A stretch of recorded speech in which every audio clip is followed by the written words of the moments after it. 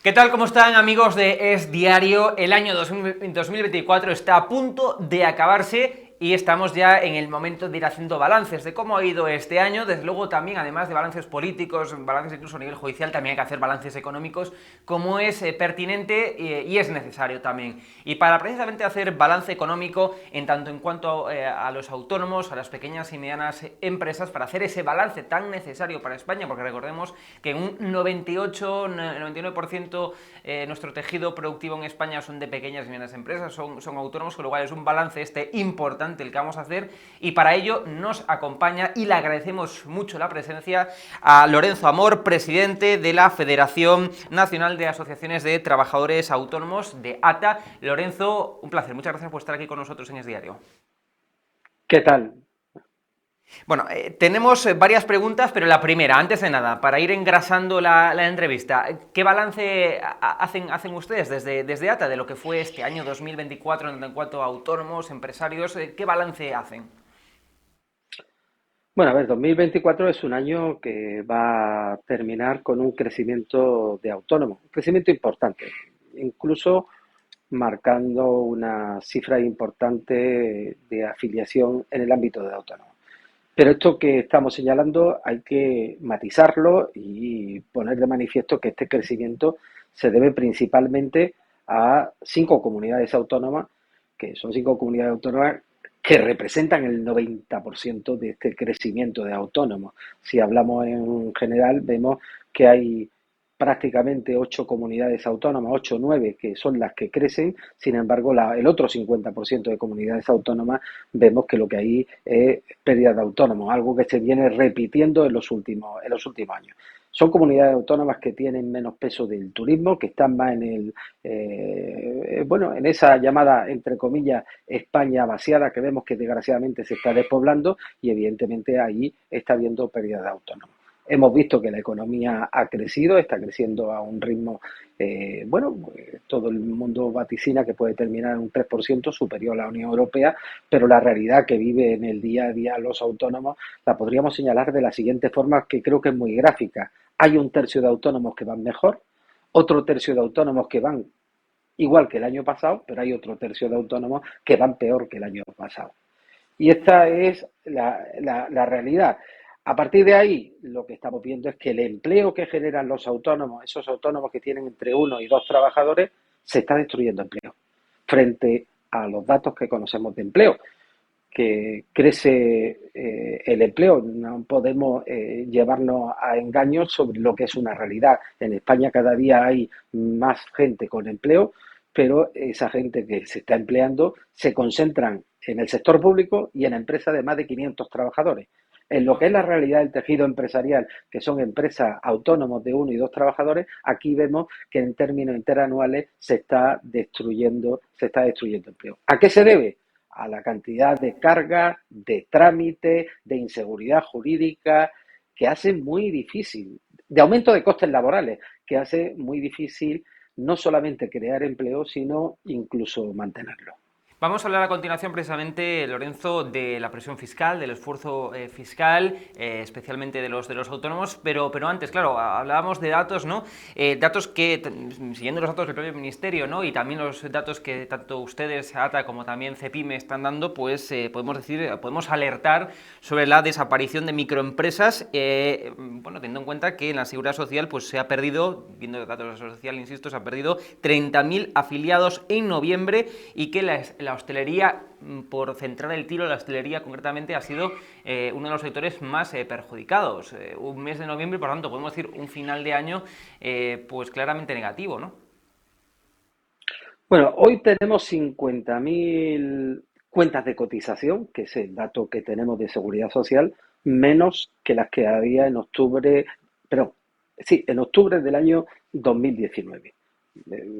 Prácticamente estas 50.000 cuentas de cotización menos corresponden sin duda a autónomos y microempresas que generaban empleo. A partir de ahí, lo que estamos viendo, insisto, es que en el año 2019 los autónomos y las microempresas concentraban el 21% del empleo generado. Hoy estamos hablando del 18%. Y con los datos que también nos ofrece Seguridad Social, vemos que el empleo está cayendo un 0,5% en lo que son autónomos y pequeñas empresas que concentran uno y dos trabajadores.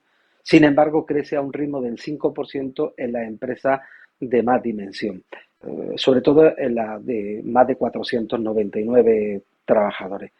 Esta es la realidad que estamos viendo en cuanto al empleo. Menos microempresas, menos empleo creado por los autónomos y las pequeñas empresas y desde luego eh, tiene un análisis rápido. Hemos visto por un lado cómo cada día hay más trámites, más cargas, más obligaciones, hemos visto cómo han subido las cotizaciones, hemos visto cómo han subido los costes laborales.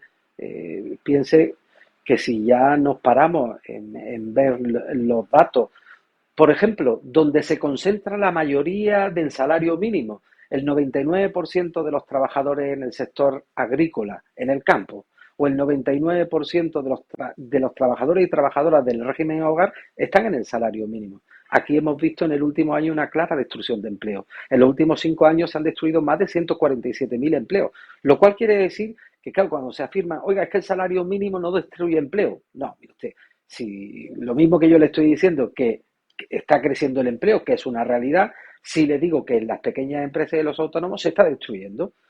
¿Está creciendo el empleo porque está subiendo el salario mínimo? Pues mire, los datos que tenemos pues claro que crece el empleo. Ahora, donde se concentra, en esos sectores que se concentra el salario mínimo, estamos viendo que se está destruyendo empleo. Y esa es la realidad, no podemos ocultarla. Claro, una situación por tanto difícil para los autónomos y pequeñas y medianas empresas y tenemos un gobierno que siempre ensalza, ¿no?, el diálogo con los agentes sociales. ¿Ustedes cómo valoran el diálogo que tienen con el gobierno para defender, por tanto, en este caso, ¿no?, pues los intereses también de los autónomos y de los pequeños empresarios? ¿Cómo valoran ese diálogo, esas líneas abiertas de comunicación con el gobierno? Bueno, a ver, nosotros cuando hablamos de diálogo tenemos que hablar de un diálogo que sea un diálogo social de verdad. Yo creo que tenemos una de las grandes infraestructuras que ha permitido la paz social en nuestro país, que es el diálogo social, donde, por ejemplo, en los últimos años se han alcanzado más de 21 acuerdos, ¿no? 21 acuerdos que muchos de ellos afectan a materias que tienen que ver con los autónomos, ¿no? Ahora bien, estamos viendo una situación compleja en muchas ocasiones que no te llevan al diálogo social con el fin bueno, de cubrir un trámite, porque no es un diálogo. Y pongo el ejemplo de la negociación de las 37 horas y media, ¿no? La reducción de la jornada. Bueno, aquí nos invitan a ir a una mesa de negociación cuando ya sabíamos el resultado final. Y el resultado final era que iba a ser 37 horas y media. Bueno, esto es como si mañana te llevan a negociar un convenio y te dicen que el convenio sí o sí tiene que subir un 4%. ¿No? ¿Para qué voy a negociar el convenio? Si ya me has puesto por ley lo que tiene que subir. Bueno, a ver, nosotros siempre estamos en el diálogo. Hay más de 4.000 mesas de negociación colectiva abierta donde participan las organizaciones territoriales, sectoriales, donde se negocia salario y jornada y bueno, pues que han dado un fruto importante. No tenemos queja en general de lo que es el diálogo con la administración, pero hay veces que la administración ha usado el diálogo para fines políticos. Pero estamos viendo, no sé si ustedes comparten también esta visión, cómo se está yendo hacia una tendencia de romper esas negociaciones colectivas que han sido la base hasta ahora, digamos, de los acuerdos entre empresas trabajadores, entre empresas sindicatos. Se está rompiendo esa negociación colectiva para, digamos, organizar desde el gobierno mandato único, por así decirlo, digamos, por ejemplo, las horas de trabajo y un largo, etcétera. Se está viendo como parece, no sé si ustedes comparten esta visión, cómo se está rompiendo esa negociación colectiva que, insisto, ha sido la base de las negociaciones a nivel empresarial hasta ahora. Pues evidentemente, ¿no? Cuando se dice que se lleva 40 años sin cambiar la jornada, pues se falta la verdad. Se lleva 40 años sin cambiar la jornada de 40 horas, pero la jornada en estos momentos en nuestro país, la jornada media firmada en convenio está en las 38 horas. Es verdad que hay convenios que están por encima de las 38 horas y otros que están por debajo, pero para eso está la negociación colectiva, para negociar sector a sector, territorio a territorio, cuál es el salario correspondiente y la jornada. ¿Cuál ha sido el problema que ha ocurrido? Pues el problema que ha ocurrido es que, mire, hace un año y medio nos decían, oiga, siéntense ustedes en una mesa a pactar los salarios. Nadie apostaba por un acuerdo de negociación colectiva. Bueno, pues nosotros llegamos, nos sentamos y firmamos un acuerdo de negociación colectiva para el año 2023, 2024 y 2025, con una serie de jornadas y subidas salariales. Eso es un pacto, que además ese tipo de pactos, acuerdos, los convenios colectivos tienen rango de ley. De buenas a primeras, por un acuerdo político legítimo, legítimo, nos llegan y lo que habíamos nosotros pactado hace que salte por los aires. Nosotros lo único que pedimos es respeto. Nosotros respetamos los acuerdos políticos. Respeten los acuerdos entre las partes que firman los agentes sociales. Y con esta propuesta de reducción de jornada no se está respetando esos acuerdos que firman los agentes sociales, los representantes de los empresarios y los representantes de los sindicatos, con lo cual se está dejando la negociación colectiva en muy mal lugar y está herida de muerte si se aplica por ley esta reducción de jornada. Presión fiscal, esfuerzo fiscal, presión, lo que pagamos en impuestos, esfuerzo de lo que nos cuesta a los españoles en términos relativos pagar tales impuestos. Claro, desde el gobierno insisten en que la presión fiscal en España está por debajo de otros países de nuestro entorno. ¿Es eso así como lo ven ustedes? Y en tanto en cuanto al esfuerzo fiscal, ¿creen que nos cuesta más a los españoles, a los autónomos, pequeños empresarios españoles, pagar impuestos en comparación con empresarios y pequeños y autónomos de otros países de nuestro entorno? El gobierno, cuando dice que la presión fiscal en España está por debajo de la media de la Unión Europea, hace una pequeña trampita. Y es que divide lo que se recauda entre los que pagan. Y si utilizamos esa base, pues el gobierno lleva razón. Pero ¿dónde está la trampa? La trampa está que la tasa de economía sumergida en nuestro país duplica prácticamente la de la Unión Europea. Si uno divide lo que se recauda por el número de ciudadanos que en nuestro país tendría que tributar, le digo que la presión fiscal está muy por encima de la Unión Europea. El problema es que se divide exclusivamente por los que pagan. Y por tanto, de esta conclusión se puede extraer una pregunta también. ¿Es difícil en España ser autónomo, por tanto? ¿Es difícil? Es decir, ¿recomendarían ustedes con las reglas fiscales, con las reglas que hay en estos momentos, con las reglas del juego que hay en estos momentos, ser autónomo en España o es difícil, como se dice coloquialmente? Ser autónomo en España es cuestión de héroes. Ayer, hoy y mañana. Entre otras cosas porque, fíjese, les voy a contar las últimas semanas. En las últimas semanas hemos hablado de reducción de jornada, hemos hablado de aumento del salario mínimo, hemos hablado de un nuevo permiso retribuido por situaciones climatológicas, que nosotros no vamos a negar ese permiso, ni lo vamos a cuestionar quién tiene que pagarlo.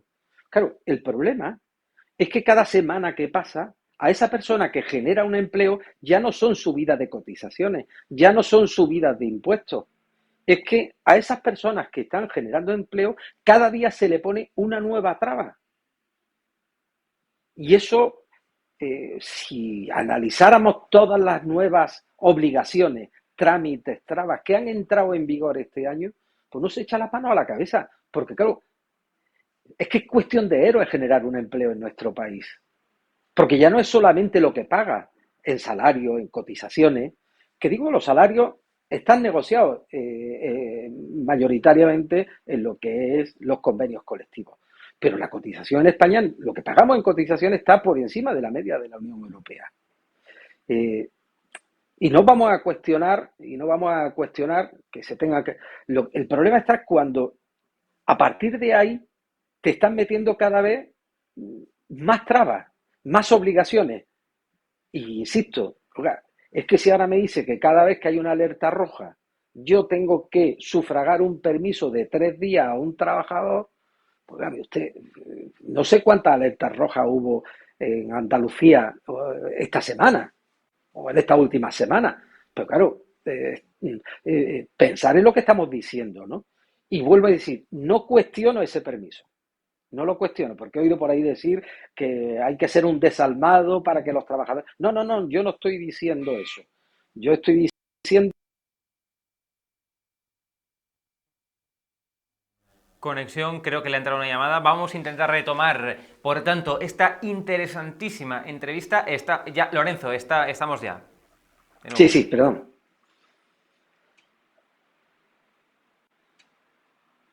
No me entra el sonido, no me entra el sonido. A ver, ahora Ahora, sí, ahora sí. ahora. Hablaba usted, le retomo una pregunta, hablaba usted de cotizaciones. Hay precisamente una noticia que está circulando por ahí, me gustaría que me confirmara su veracidad o no. La noticia dice, los trabajadores que se van a librar de pagar el IVA a partir del 1 de enero del 2025. ¿Va a haber algún trabajador que se libre, algún autónomo que se libre de pagar el IVA a partir del 1 de enero del 2025? ¿Eso es cierto? ¿Que es algo que se está No, circulando por ahí? vamos, vamos a ver. Yo tuve que desmentir en su momento algo que circuló por las redes sociales y tuve que desmentir. Y me voy a poner un poquito en antecedente. Hay una directiva europea de el IVA franquiciado.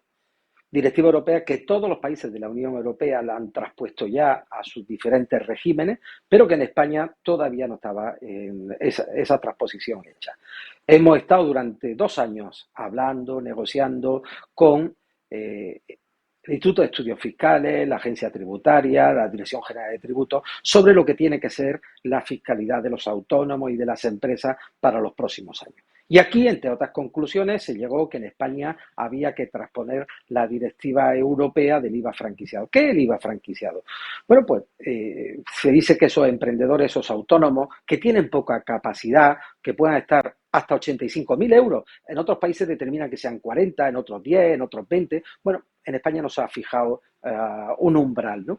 Pues están exentos tanto de presentar el IVA como de pagarlo y soportarlo. Es decir, bueno, al final es eliminar un trámite o una traba, ¿no? Sobre todo el trámite de tener que presentar el IVA. Y trimestralmente tener que cumplir estas obligaciones, porque la mayoría de los autónomos cuando pagan el IVA lo pueden deducir y lo pueden deducir de los gastos que tengan. Bien, bueno, sorprendentemente, en los últimos meses el gobierno nos dice que no va a hacer la transposición de esa directiva europea en lo que puede hacer el IVA franquiciado ni en 85, ni en 20, ni en 30, sino que exclusivamente va a poner en marcha para esos autónomos que venden en el extranjero y que en los países donde esté el IVA franquiciado, ¿no? Bueno, pues se ha acogido solo a una parte de la directiva y la otra la ha obviado.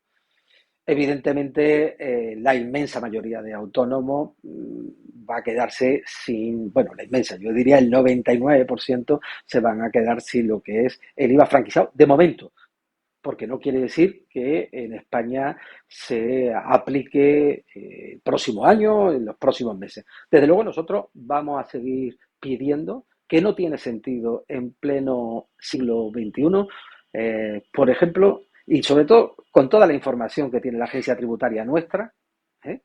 Que se siga haciendo 4 declaraciones trimestrales del IVA. Con una es suficiente. Y también vamos a pedir que exista un IVA franquiciado para esos autónomos que tienen pues poca capacidad de facturación. Insisto, el umbral lo fijan en 85.000, bueno, podría ser 85 que 40, ¿no? Pero desde luego que hay que intentar trabajar para que esto, que ya está en otros países, en España se pueda implantar. ¿Va a haber algún cambio en el sistema de cotizaciones para el próximo año 2025 o no hay cambios en el horizonte? No, a ver, lo único que se adapta es las tablas que se habían puesto en marcha, que suben sobre todo los tramos más altos, sube 50 euros, pero insisto, lo que he dicho desde siempre sobre esto, ahora ya empiezan a hacer la regularización del año 2023, vamos a conocer los datos, y estos datos corroborarán lo que hemos venido diciendo siempre. el 70% de los autónomos va a pagar igual o menos que lo que pagaba en 2022. Y es cierto que va a haber un 30% que va a pagar más, pero, bueno, mire, un autónomo que en 2022 era un autónomo societario pagaba 400 euros. Ahora va a tener que pagar con respecto al año 2023, que se está regularizando, 500. Va a ser 100 euros más, 1.200 euros. Ese autónomo es un autónomo que tiene un rendimiento neto, es decir, diferencia de ingresos y gastos de 5.000 euros al mes, 60.000 euros al año. Eso es lo que ganaría limpio ese autónomo que tiene que pagar 500 euros. Hombre, yo solamente decirle a los autónomos que les toque pagar eso, que si como muchos me piden, porque hay autónomos que quieren estar en el régimen general, si esos autónomos estuvieran en el régimen general, en vez de pagar 500 euros, pagarían 1.500 euros al mes. Y para concluir, una pregunta más de actualidad sobre bueno, pues la trágica y la tragedia en Valencia, fundamentalmente de la Dana. Hay múltiples ayudas encima de la mesa, puestas encima de la mesa también para los autónomos. Una ayuda significativa es que 30.000 autónomos pues podrán pedir ayudas de 3.000 euros por la Dana. Hablando ya en genérico, ¿consideran suficientes las ayudas que se están dando a los autónomos, a los pequeños empresarios también, ante la trágica y catastrófica Dana que ha azotado, bueno, pues el final de año, especialmente en Valencia, también en otras comunidades autónomas, o las consideran insuficientes? Bueno, empezando por lo último que me decía de los 30.000 autónomos que ha puesto en marcha la Generalitat Valenciana, esto viene tras un encuentro con el presidente de ATA en la Comunidad Valenciana y donde le trasladamos al presidente de la Generalitat lo siguiente, es decir, una cosa es el daño emergente, los problemas que tenemos ahora mismo, porque ha habido muchas pérdidas, catástrofe total, y otra cosa es el lucro cesante. ¿Qué es lo que va a pasar a partir de ahora? Porque ahora todavía muchos autónomos están esperando, limpiando, esperando qué es lo que va a ocurrir, cuánto me va a dar el seguro, qué ayudas puedo acceder, podré llegar a un crédito. Claro, y el tema es que los meses siguen corriendo. Por tanto, hemos pedido que haya una ayuda para todos los autónomos, hayan estado afectados su negocio o no en en ese territorio, porque la inmensa mayoría su facturación va a caer. En cuanto a las ayudas directas, lo primero que tengo que decir es que son claramente insuficientes. Y pongo un ejemplo, ¿no? Un comercio que se ha visto con siniestro total, en estos momentos ha tenido unas pérdidas que van de 120 a 180.000 euros. El seguro, como mucho, le va a dar 60.000 euros si tiene seguro. Las ayudas directas que se están hablando son 5.000 euros por un lado y 3.000 euros de la Generalitat Valenciana. Eso no soluciona el problema del autónomo. Por tanto, hay que dar más ayudas directas. Los ERTE y los ceses de actividad, aunque van escasos, están jugando su papel. Lorenzo Amor, presidente de ATA, ha sido un placer tenerle aquí para poder, bueno, pues analizar este final de año y este balance de este año 2024, y esperemos que el 2025 sea mejor para los autónomos y pequeños empresarios. Un placer, muchas gracias. Así, muchas gracias, un saludo. Un placer, muchas gracias. Y también muchas gracias a ustedes, a nuestra audiencia, por vernos un día más aquí, un fin de semana más aquí en Es Diario, en Es Diario TV. Recuerden también seguirnos en nuestra página web en esdiario.com para mantenerse informado de últimas horas, de artículos de investigación, de opinión también, ya saben, todo en esdiario.com y también aquí en Es Diario TV. Suscríbanse, denle like, lo están viendo aquí abajo en pantalla, todo esto para no perderse ninguno de nuestros vídeos. Muchas gracias, un placer, nos vemos.